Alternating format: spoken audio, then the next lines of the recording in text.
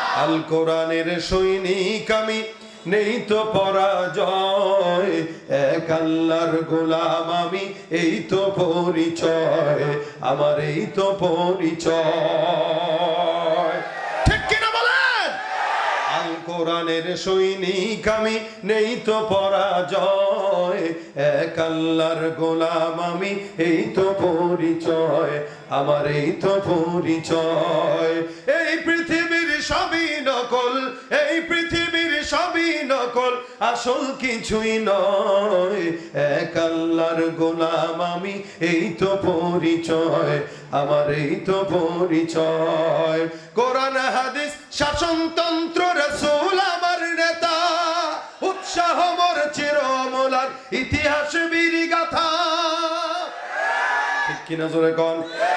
কোরআন হাদিস শাসনতন্ত্র রাসূল আমার নেতা, উৎসাহ মোর চিরমূলার ইতিহাস বীর গাথা।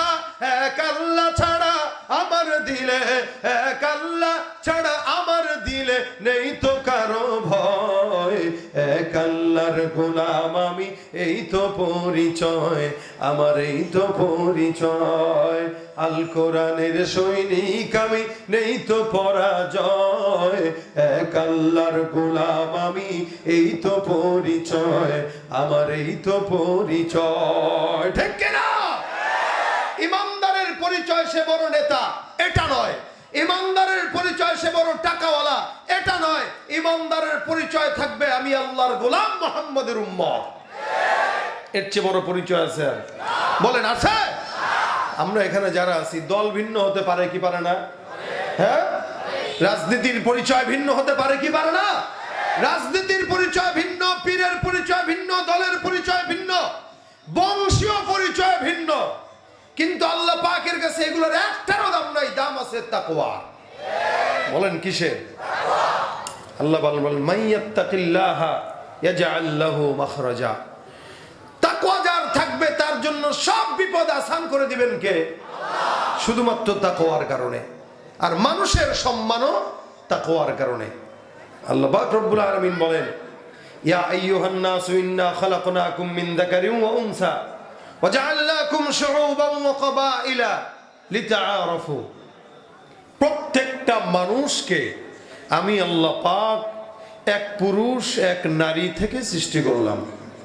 এক পুরুষ এক, পুরুষের নাম কি? নারীর নামটা কি? যারা বিবর্তনবাদের সবক শিখাইতে চায় এরা হচ্ছে বানরের জাত, মানুষের জাত না। কিন্তু যারা মানুষের জাত আল্লাহ পাক তাদেরকে বলেন মিন যাকারিন ওয়া উনসা। তোমাদের ভিতরে কোনো পুরুষ আর নারী থেকে আমি আল্লাহ পাক তোমাদেরকে সৃষ্টি করলাম।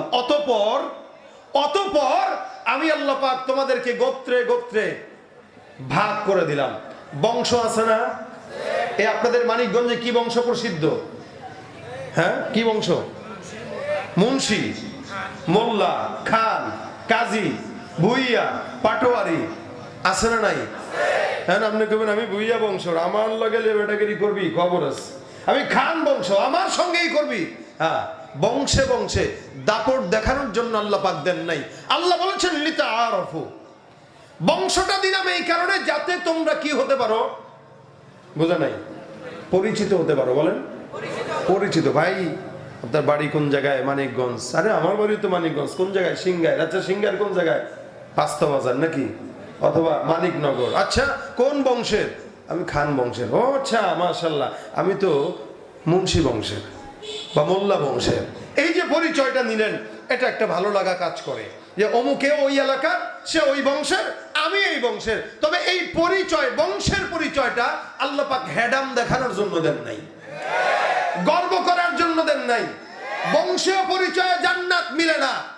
দুনিয়াতে দাপট দেখাইতে পারবেন, মালিকের সামনে এটার পরিচয় মিলবে না।